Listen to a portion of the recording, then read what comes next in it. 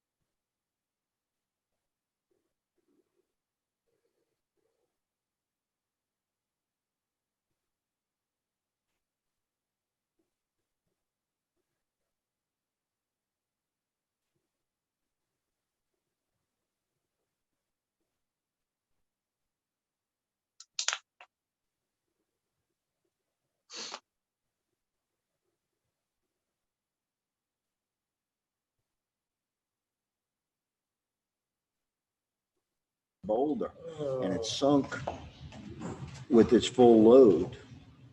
So the salvage is quite complicated, as you can imagine. Well, not to mention it's going to complicate dredging. We're trying to send a cutter head in or something with all that rock down there.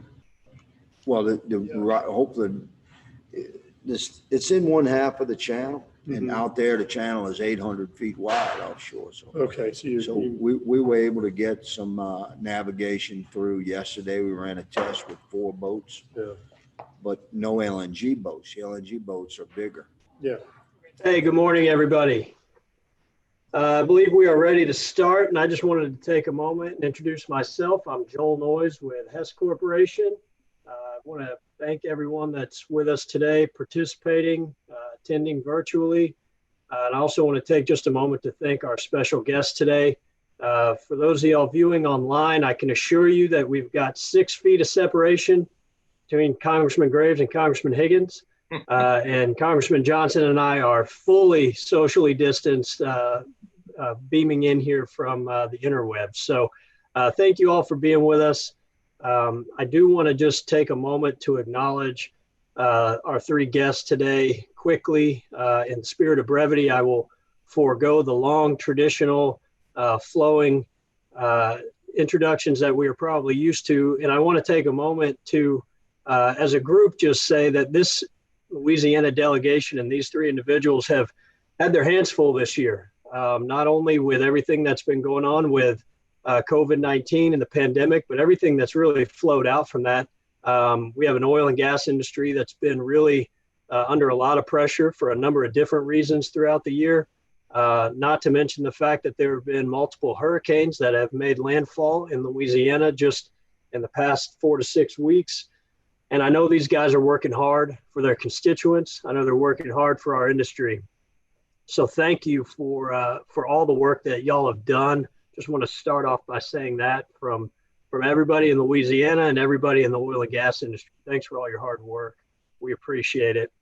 Let me just real quickly take a moment to what I always find helpful when I'm participating in these conferences is just a reminder of what our guests do as far as their roles in Congress and how and where they serve. So what I'm going to do is just kind of take a second to remind everybody what committees each of our guests is serving on, because I think that's going to be a good guidepost for the kind of work they've been involved in this year and how it's related to our industry and everything else that's going on. Congressman Higgins is appropriately placed on the Homeland Security Committee, in my opinion. I think that's a great spot for him, and we're glad to have him there. Obviously, with the way the geopolitics of oil and gas markets have played out, that's something that we keep in mind and how we play in the larger world stage for the industry. He's also part of the Oversight and Reform Committee, which has seen its fair share of interesting hearings this year. most of them very politically charged. So he's been in the middle of some very interesting debates. Congressman Johnson, obviously the Natural Resources Committee is a spot that the industry pays very close attention to, and one that the state of Louisiana has a lot of interest in as well. Beyond that, the Judiciary Committee likewise has had its fair share of interesting hearings this year. And I'm sure we would all be all ears to hear any backroom stories from some of those hearings that y'all have been involved in. But Congressman Johnson is also the chair of the Republican Study Committee. And for those that don't know, this is the committee within the Republican conference that really sets the agenda and sets the tone for the GOP. So he's got a big role there. Congressman Graves is on the Transportation and Infrastructure Committee, as well as Natural Resources Committee. And I'd say two of those two paired together, maybe two of the most important committees for the state of Louisiana, in my opinion. Beyond that, maybe what my most interest is for Congressman Graves is he is also the ranking Republican member for the House Select Committee on the Climate Crisis. And while this committee does not have legislative writing authority, it still really sets the tone for what our colleagues on the other side of the aisle, the Democratic caucus, has been wanting to do when it comes to environment and climate. And I will just say, before I turn it over to Congressman Graves here to kick us off, I know news today is that there's a new bill that's going to be introduced tomorrow, the Ocean-Based Climate Solutions Act, which our understanding would zero out all new leases in the OCS.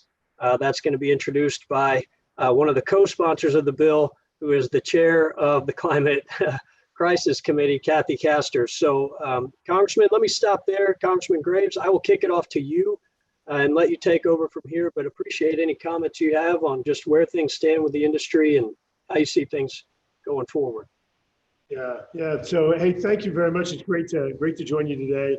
And let's run through just a few facts, because when you turn on the TV, you listen to the news, you listen to some of the debate about energy policy and climate policy, you end up walking away oftentimes with a very different understanding from that of reality. Here's the truth. Under this administration, the United States effectively has become energy independent. Today, out of the state of Louisiana, we're exporting our natural gas to 36 countries around the world. Out of Louisiana, I know much of that's coming out of your district.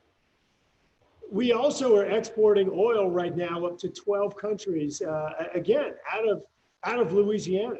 And so we went from this dependence of approaching 60% of all of our energy needs coming from foreign countries, many of which we don't share values with, in the Middle East, South America, Venezuela, and African countries. Now we're producing and we're exporting. We're able to displace Vladimir Putin's natural gas and the jobs and the economic activity associated with it. Now, contrary to what you've been told, here's a fact that's really important. While we've been able to do all these things, we have been able to reduce emissions in the United States more than any other country in the world. And it's because of our innovation, because of our efficiency. And as a matter of fact, the biggest single reason, the biggest single cause of reducing emissions in the United States is because of our natural gas. And so people are going to tell you very different stories. The facts, the data. People say, well, we need more science in climate change. Yes, we do. We need more science in climate change, because the science shows that natural gas is the greatest cause of reducing emissions across the globe. And U.S. gas, because of our strict regulatory and environmental controls, we end up having natural gas that is 42 to 47% cleaner than that from Vladimir Putin. So exporting our gas exports cleaner energy sources, lower emissions. Last thing is this, and I know that Mike and Clay are going to have a lot to add. A lot of people believe, including the bill that was just discussed that's going to be introduced tomorrow about this blue energy solutions, this ocean legislation. The legislation bans offshore energy production. There's 6 states that produce offshore energy today. It's Alaska and California, Texas, Mississippi, Alabama, and us in Louisiana. You can take the production from those other 5 states and multiply it times 4. That's what we produce off our coast. That's what we produce. And so the greatest impact of that legislation would be on Louisiana. I assure you, Texas, I assure you, Louisiana, Mississippi, and Alabama, and Alaska are all going to oppose this. Why is it that people are coming from, in this case, New Mexico, and coming and introducing legislation on us, or Arizona coming and introducing legislation on us and telling us how to manage our resources? This bill bans offshore energy production. And what happens when you ban it? The facts, the data, the science once again shows it doesn't stop your use of conventional fuels. It simply replaces it with imported energy, which has higher emissions and has lower environmental standards. The math, the data, the facts are very simple. And that's why we're simply just introducing facts and data into this equation and going to make sure that Louisiana continues to play a leading role in our future clean energy nation that we have here. Thank you. Clay, I think you're up. Well, I haven't been advised that I'm up, but when Garrett says that I'm up, that means I'm up. We acknowledge what the gentleman stated earlier regarding the Louisiana delegation and our dedicated service to the people of Louisiana and, of course, to the energy industry. I feel that our relationship as just servants of we the people, great guys, man, that I have the privilege to work with, Garrett and Mike and Steve and Ralph have just been tremendous partners as our offices move forward to advance the cause of the citizens of Louisiana and, by extension, the American people as a whole. I understand very clearly that the oil and gas industry is a cornerstone of the security of our country, and it represents the future prosperity of generations yet to come.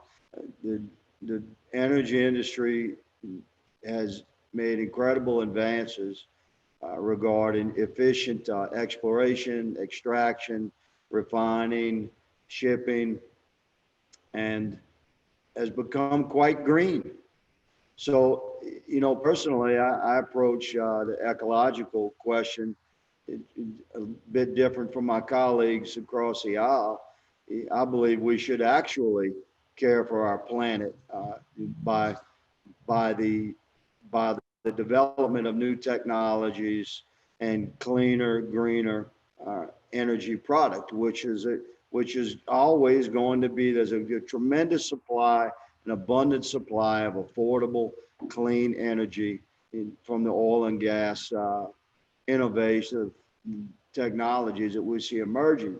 So as we support the oil and gas industry, let me make it clear to anyone who's watching, we're supporting an ecologically sound future for our planet, and we're biblically called upon to do so. You know, the Lord gave us dominion over the planet and the creatures thereof, and we're to care for our planet. So the kind of legislation that we were mentioning today, listen, it'll get worse if we lose the House, the Senate, and the White House. This is the kind of legislation you will see not only introduced every week, but passed and signed into law. It's quite alarming what the liberals and the socialists across the aisle have in mind for our country with regards to energy. As Garrett has explained, we have virtually achieved total energy independence as a nation. And my district that I'm honored to represent is recognized as the epicenter of emerging energy dominance for the United States of America. And we're producing clean energy, exporting it across the world. This is something that I believe the energy industry must do a better job at communicating this message. The oil and gas industry in America is helping the world become a cleaner, more efficient place. And you have to have an abundant supply of affordable clean energy. And that's what the oil and gas industry offers, and it more so every year as technologies emerge and are developed and deployed. So I feel very solid working amongst my colleagues. I know that we have a voice that speaks as one when it comes to service to the people of Louisiana, and we all share the clear understanding that what's good for the energy industry in Louisiana is good for all of Louisiana, and thus it serves America as a whole. And when you step back and look at affordable energy production and exportation from America, and you look at the increasingly green carbon impact of the energy we are producing and delivering, then it's impossible to come away from that without a clear acceptance of the simple fact that what's good for the energy industry in Louisiana and America is good for the world. So we stand shoulder to shoulder as a delegation in service of the oil and gas industry. Yes, that's true. However, we're driven by the very perfect intent to serve our fellow man across the world and our nation as a whole, from sea to shining sea. So I thank whoever arranged and allowed me to speak behind Garret. I always listen to his words of wisdom and take it, from my own perspective. This is how our delegation works together. So I suppose I'll turn the floor over to our brilliant attorney, Mike Johnson. Hey, thanks Clay and Garret. I am accustomed to going last because I guess we do this by seniority and then by alphabet. So I'm always the anchor man, but great to be with you all. Sorry, I'm not there in person. I know almost everybody's virtual. That's what I understand. So I'm glad we have the capability of doing this. This has been a crazy year.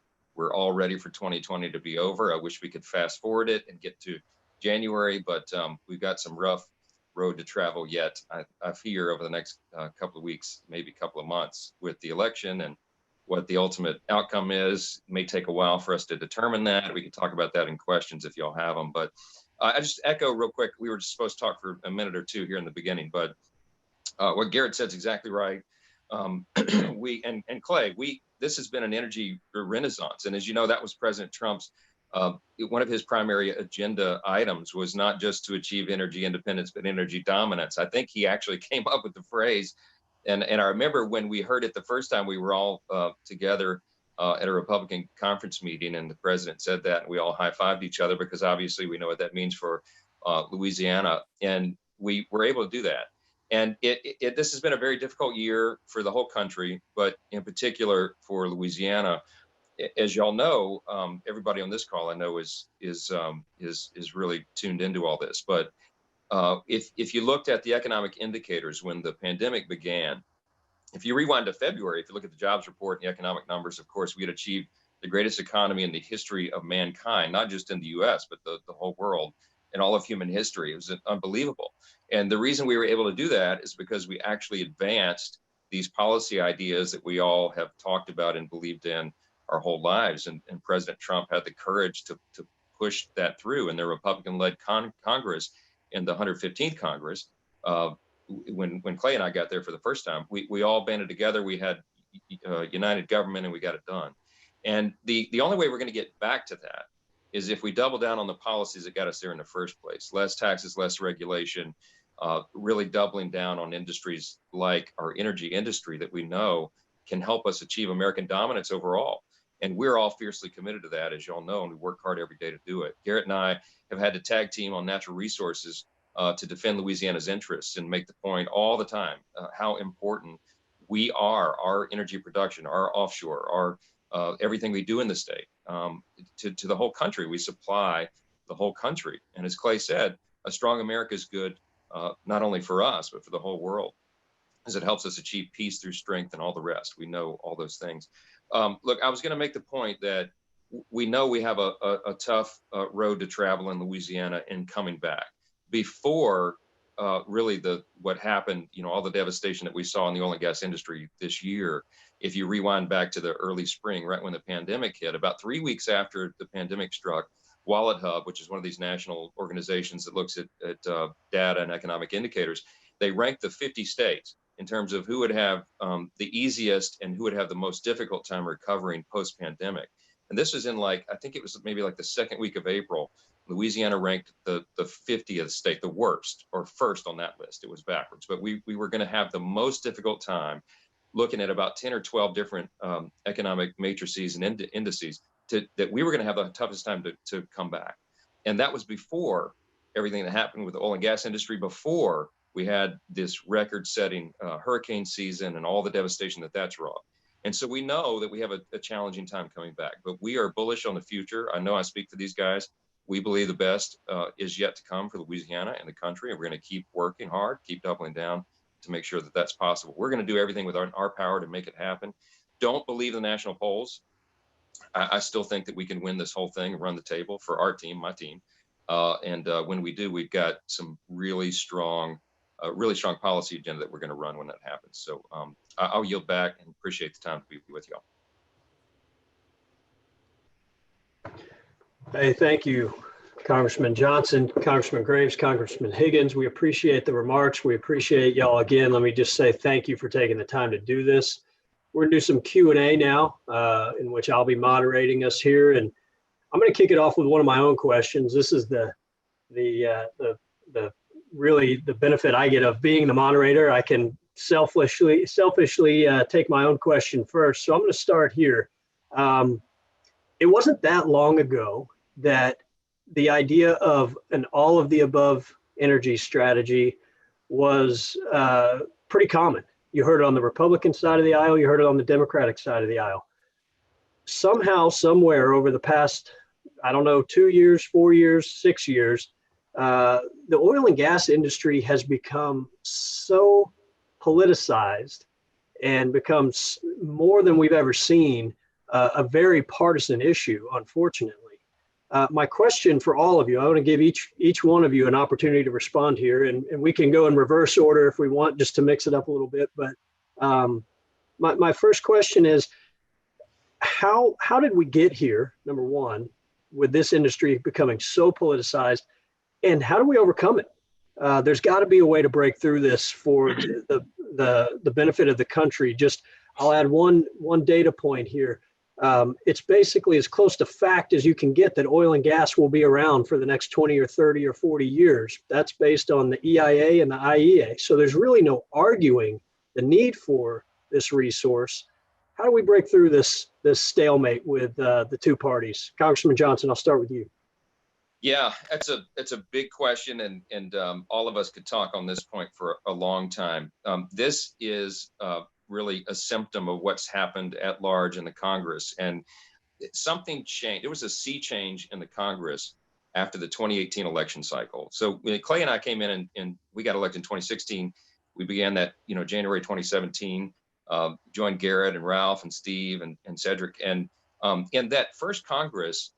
We actually had a lot of collegiality. There was a lot of working across the aisle on all issues, including this one. In fact, we in our freshman class, I drafted this document called the Commitment to Civility, and we had 55 members of our freshman class, Republican and Democrat, from coast to coast, from the most liberal districts to the most conservative like us. And 53 out of 55 members of our class signed on to that agreement. And it was the idea that we're going to treat one another with dignity and respect. We're going to have thoughtful debate. We recognize we're going to have, deep policy and philosophical differences on issues, but we're going to come together and work it out, because that's what's required. That's one of the presuppositions for a constitutional republic to operate. And it was a great kind of feeling we had in our class. In our class, of those 55 members, we all committed not to attack each other in the media and all that stuff. Charlie Crist is our Democrat colleague from Florida. Used to be the governor there. He's a Democrat, and he and I co-founded the Honor and Civility Caucus, and we have scores of members of Congress involved in this. Our delegation's all involved in all these efforts. And so we were doing all that together, and then 2018 happened.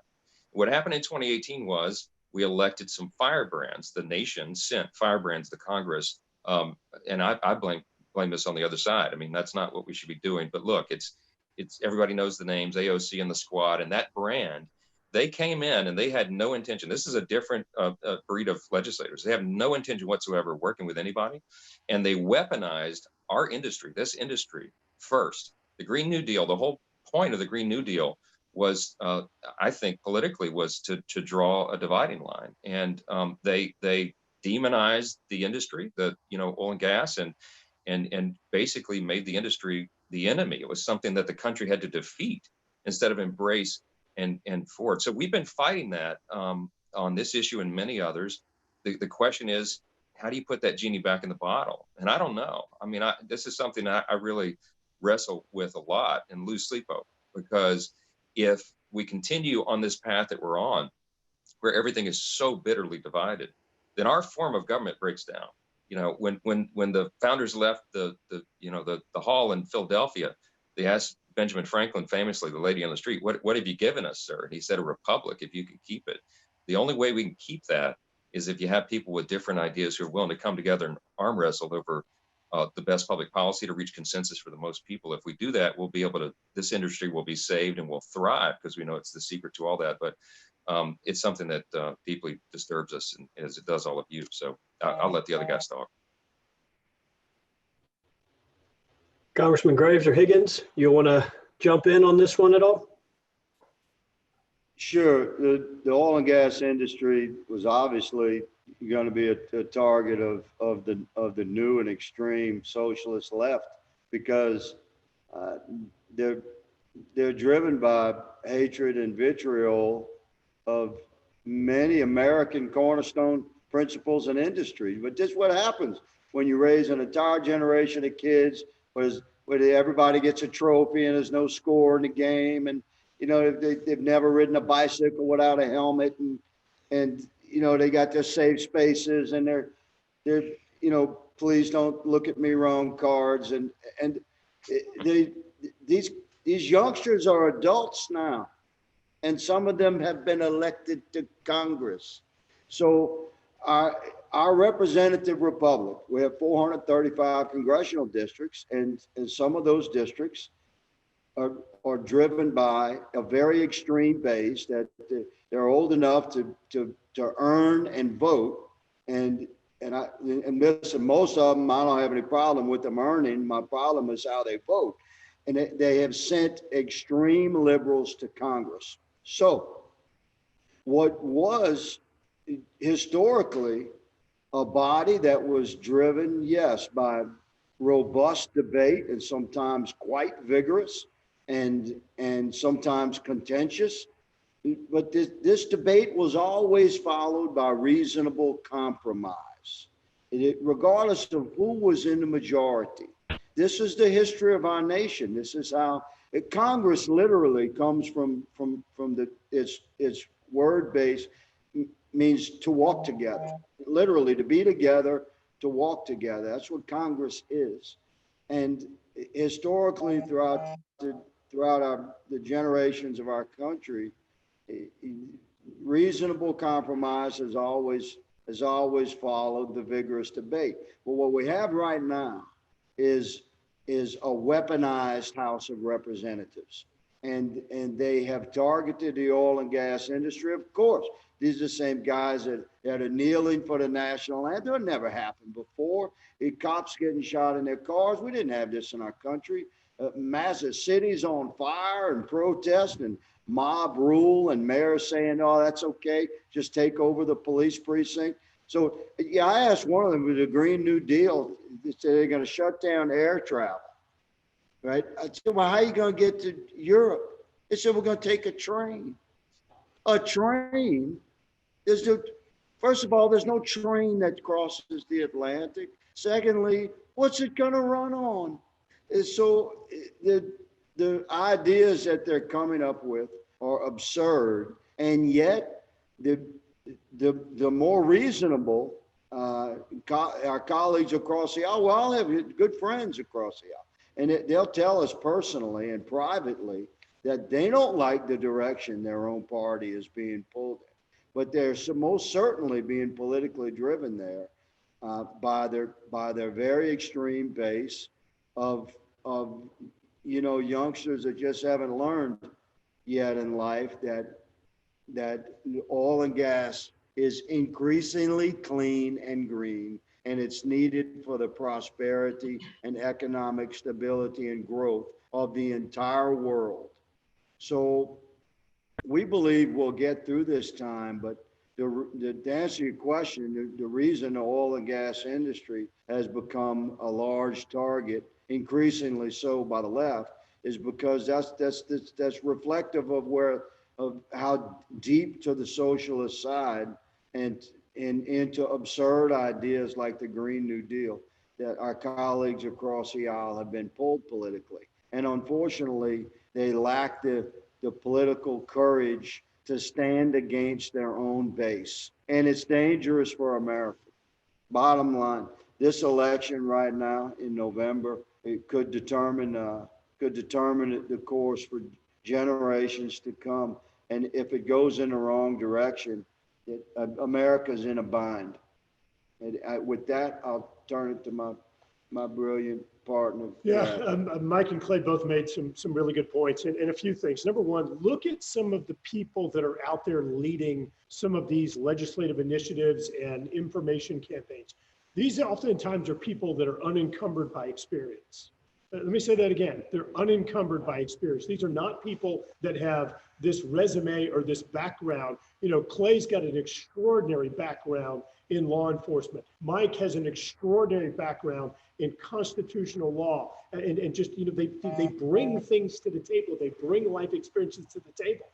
If you have people that don't have anything to bring to the table and they come to Washington, they are thrust into the board of directors for America. So you've got to step up and perform. If your leader, and look, hear me out before you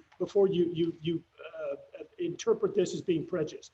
If your leader is Nancy Pelosi, someone who every single decision and move that she makes is based upon politics and how she can cause her party to amass power, then and that's who your leader is. That's who you're taking steps from. Now, look, I want to be clear. So like I said, hear me out.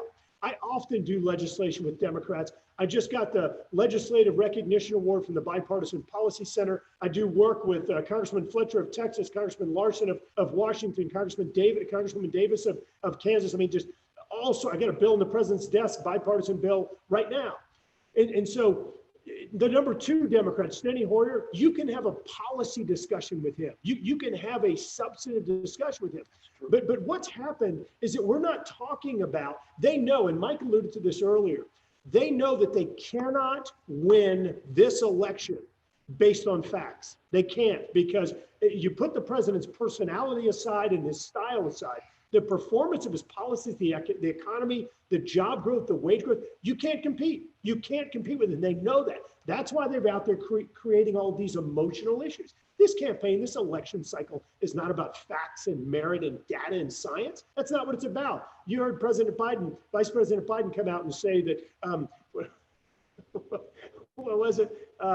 We need to listen to science and throw out facts, or maybe it was the opposite, but some comment that didn't make any sense. But regardless, so you know, the point is that this whole election is about emotions. It's not about facts. And so what's going on with the energy industry? They've been able to create an enemy, to create a bad guy. But the reality is, when you look at the facts, all that's going to happen is you're going to result in helping out other countries. Look, last thing, let me just say this. When you look at what's happening right now, whether it's the legislation you referenced earlier that was just introduced, it's going to ban all offshore energy. We have members of our United States Congress, our board of directors for America, that are now joining forces with Russia, with Saudi Arabia, and with China. And let me be clear, those 3 countries at the beginning of this pandemic were working. You saw Saudi Arabia and Russia trying to eliminate our domestic energy industry, conducting economic warfare in the United States. They were fighting against us. Now you have Democrat members of Congress that are joining forces with them to do it. You have China that was trying to force us all to become dependent upon their renewable energy technology and resources. And now you have Democrat members, Americans, that are joining forces with them to do it, to send jobs, to send billions of dollars in economic activity. This doesn't make sense. And I can't say this enough. It is not based upon fact. And so we're in an emotional realm, and this entire election has resulted in political parties hijacking our government. And as Clay mentioned, it is downright disgusting and dangerous. Well, I appreciate all the responses, and I'm glad I got that question in first. I feel like it kicked us off on a good note here, because we've got some pretty good questions coming in from our audience, and I want to start with the first one that came in. This is not an easy one to answer. I recently had this conversation about my own nephew who's in college right now, and the question we got from our audience is, what do you tell the petroleum engineer who graduated in 2020 about their future career prospects? And I'll make this a toss-up. Whoever wants to raise their hand and respond first, we'll let you kick it off. You mind if I jump in? I'll give you a very quick, easy answer. If Biden and the Democrats win this election, learn Russian, learn Arabic, and learn Mandarin, because what's going to happen, and again, I'm not trying to be mean, just fact. What happens is that if they win, they're going to shut down conventional energy production in the United States. We're going to become more dependent upon foreign sources of energy. The degree is still can be utilized because, as you noted, we are going to remain dependent upon conventional energy sources. They have 30 times the energy density of any other, the next closest renewable energy technology. So we may not be producing it here, but all it means is we're going to be importing it from other countries. So add a foreign language to your degree. That sounds flippant, but that really is, it's really a stark contrast between these two visions for the country that we're facing in this election cycle. And you've heard the president say it and all of us say it, but every election is important. We always, drum up the importance of each election cycle, but this is for all the marbles. It really is.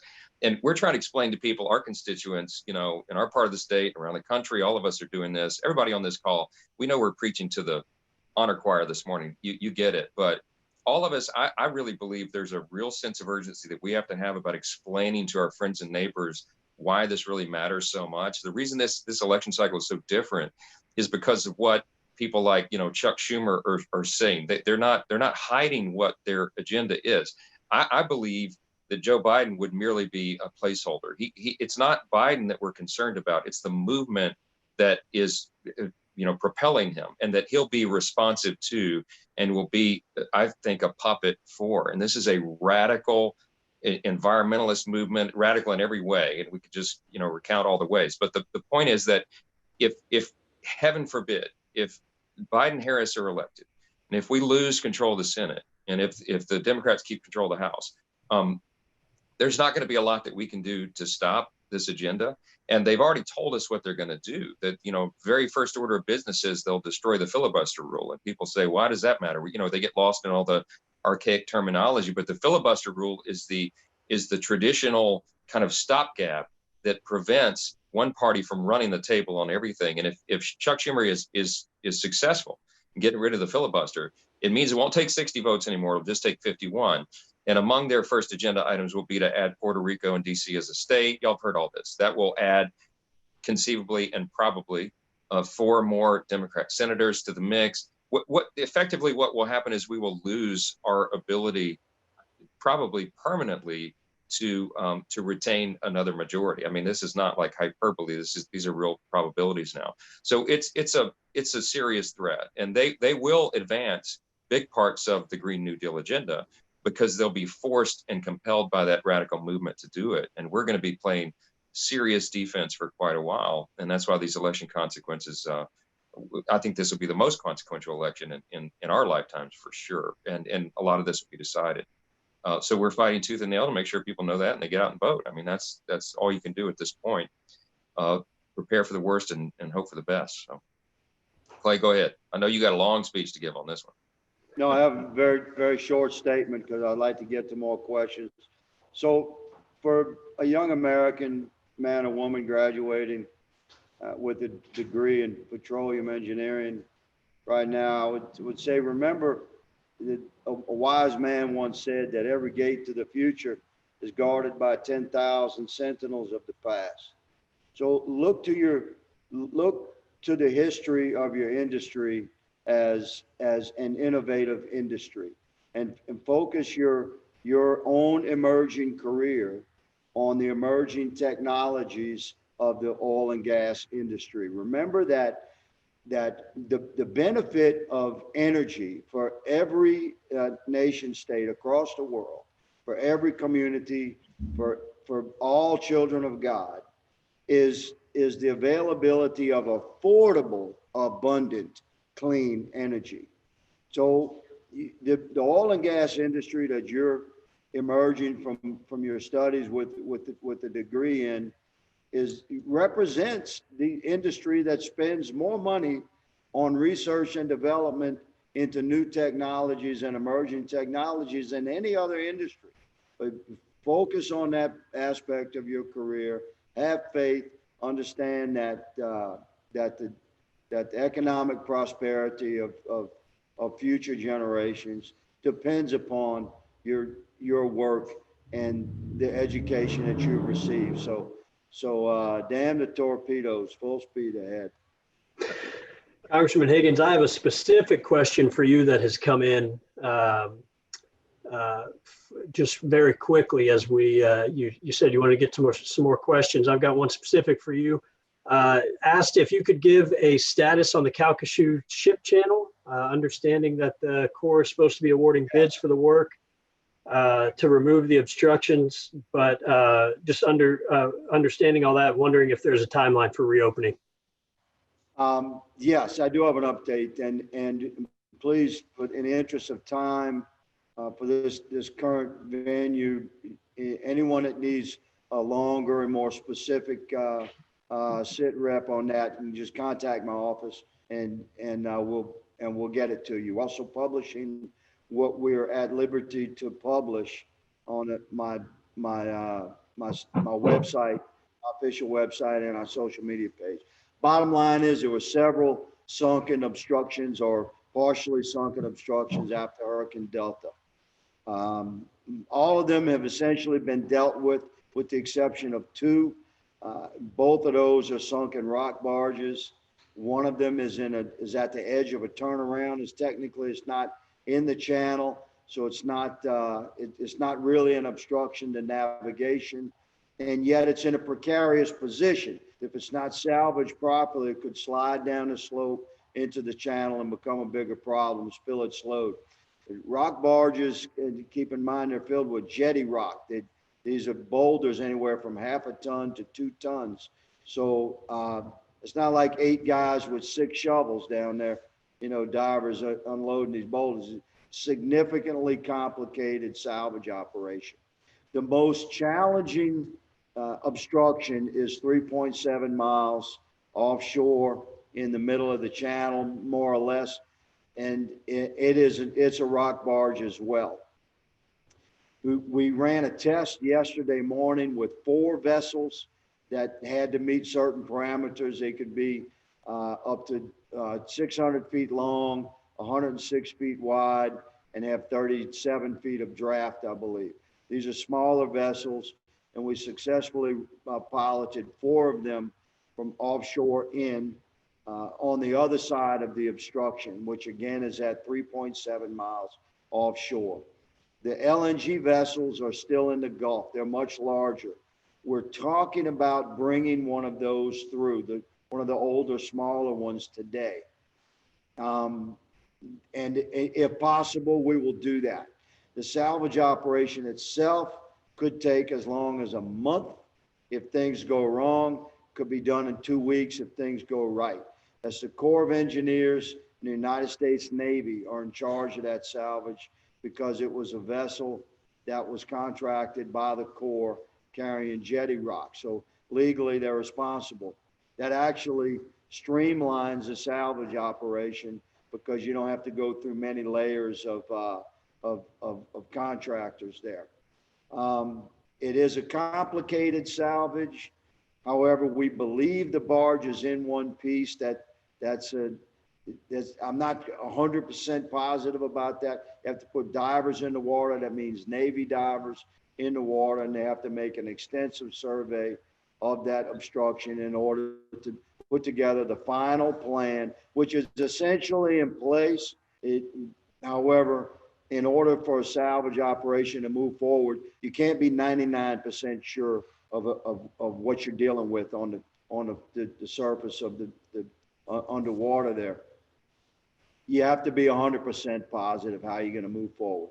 Then we'll get it cleared as quickly as possible.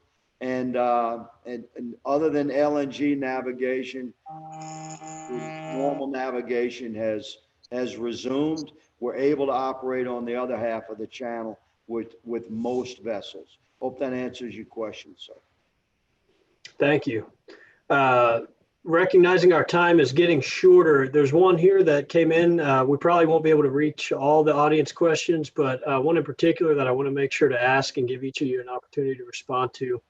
And I'm going to couple it with one of my own questions here. The specific question we received is, how is having a governor that seems to be more supportive of the Green New Deal going to affect the Louisiana oil and gas industry? And let me just add on to that. Feel free to add any comments or thoughts on the recent announcement from the city of New Orleans to divest out of all fossil fuels. What came as kind of a surprise, I think, to some people and others maybe not. But I think these two things kind of go hand in hand. So just wanted to couple those together. Congressman Graves, you want to kick us off here? Yeah, sure. Just very quickly, look, there is no larger economic sector for the state's economy. I'm not in any way suggesting that we move forward in a way that would be environmentally irresponsible or anything along those lines.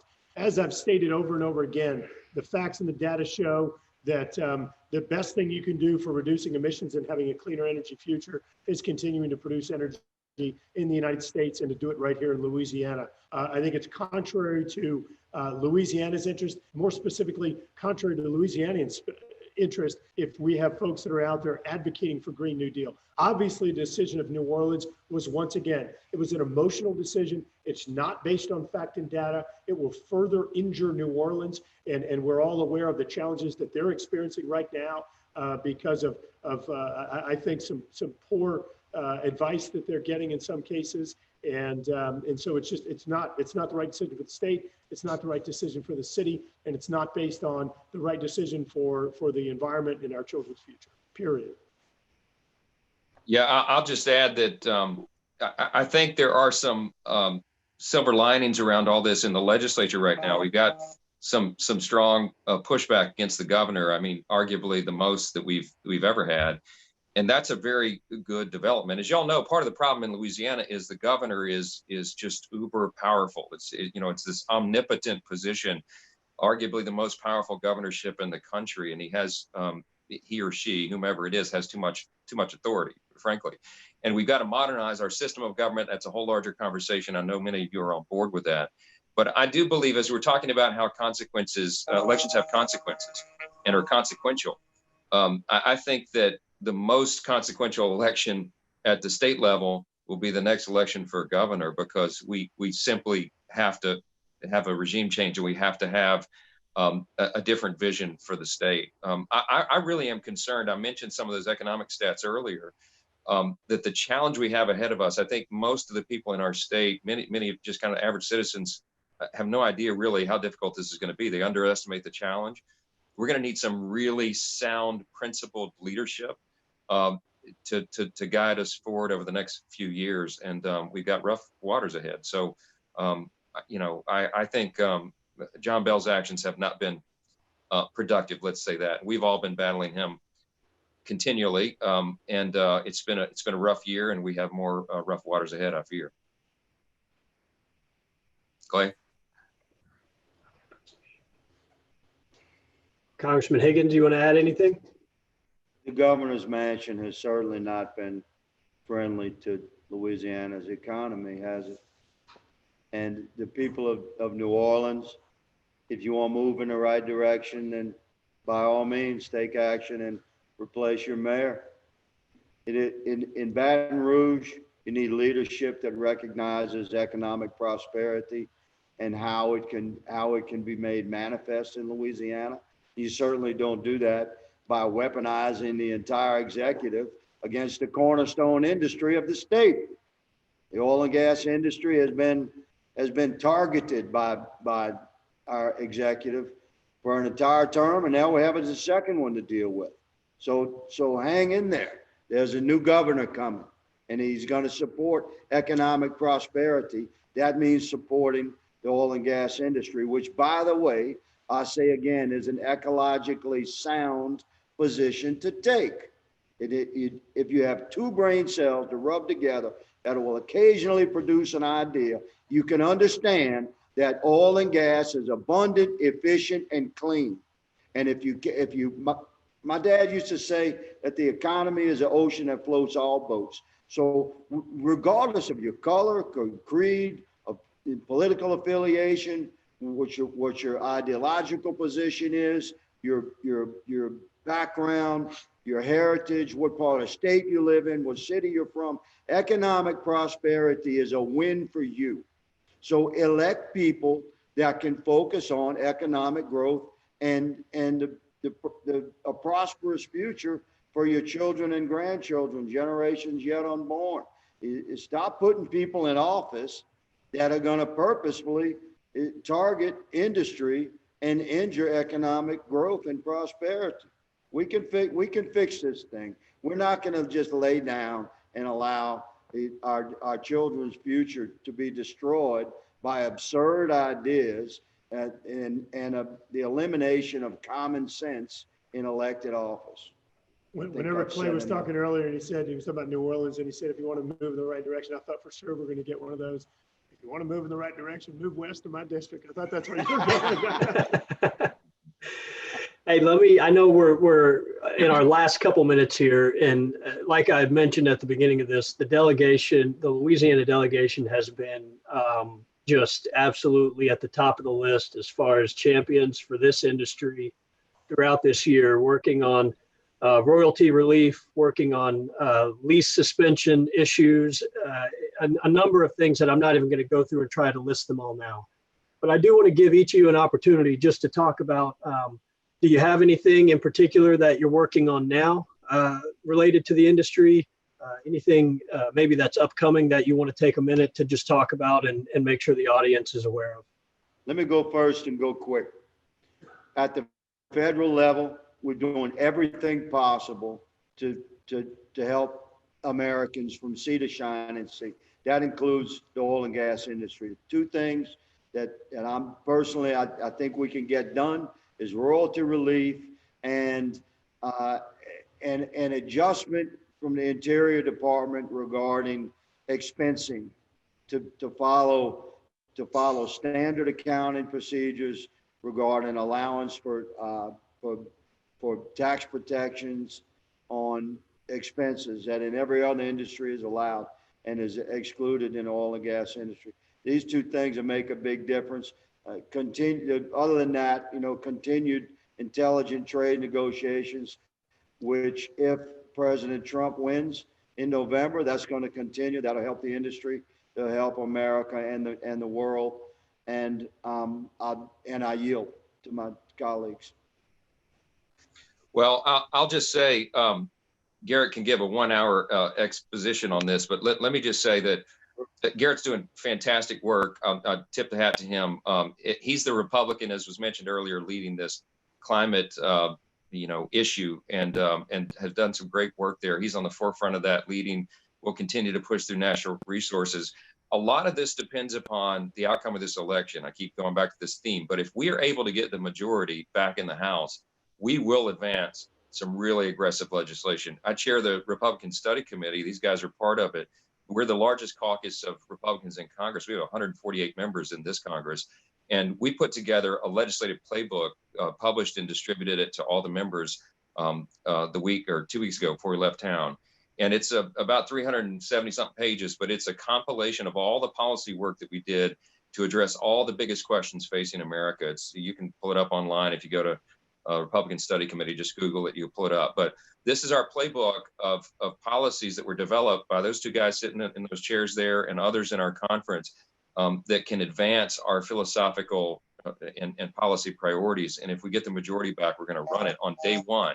We're not going to waste time. We're gonna get to work immediately on it, and we're really excited about that. Just a quick example. One of the things in that larger package of all these policy issues, a bill have been working on since I got to Congress, the C Act, the Streamlined Environmental Approvals Act. And it's just a real simple concept: streamline and condense the amount of time and the paperwork it takes to get offshore rigs up and running. And so there's some things like that that are just common sense that we can do and advance the ball. And I'll just say this on a personal note: I have gratitude, great thanks to Garret and Clay for helping block for me. But I found out about 3 days ago I'm running unopposed to be vice chairman of the Republican conference beginning January in the next Congress. Our good brother Steve is almost guaranteed to be in the 1 or 2 position. Vice chair is the number 4 or 5 position. So for the first time in Louisiana history, it looks like we'll have 2 members of our small delegation in the top 5 leadership posts for the conference, and all the Republicans in the House. So what that means for all of us is that we'll have an even stronger position to advance the agenda items that all of us know are important. And oil and gas is at the top of our list, as y'all know. So let's be in prayer for the outcome of the election, because a lot rides on that. Yeah, and thanks, Mike. And just real quick, so the immediate issues we're working on aren't legislative, they're actually administrative issues. And so all 3 of us and Congressman Scalise, we've met with Secretary of Interior Dave Bernhardt, of course, Louisiana, and Dan Brouillette, leading Secretary of Energy. What we're doing, this requires a government response to help prop up our energy industry, domestic energy industry right now. And let's keep in mind, it's not just the pandemic that's resulted in the first decrease in energy demand in decades. It's the fact that we had economic warfare being carried out against the United States, specifically our energy industry, by Russia, Saudi Arabia, some of the other OPEC nations, and by China. And so if other governments are attacking a domestic industry, you've got to have our own government step in and help provide a defense. And so that's the first thing we're doing. We've had some good wins, but as Clay noted, there are a few things we're continuing to work on. Number 2, looking for the future. Yes, legislatively, all sorts of things we're doing. We keep talking about how our energy resources can provide a clean energy future. Look, if you're a CEO of a company, the first thing you do when you develop your business plan, what assets, resources, strengths do I have? We are blessed in the United States with oil and gas, specifically here in Louisiana. How do we chart an energy future based upon those resources? In 2017, the 3 of us worked with President Trump. We enacted something called 45Q that provides a tax incentive for sequestering greenhouse gases. It complements energy sources that we have here. And just to give you an example, there's a project called Net Power in Houston where they're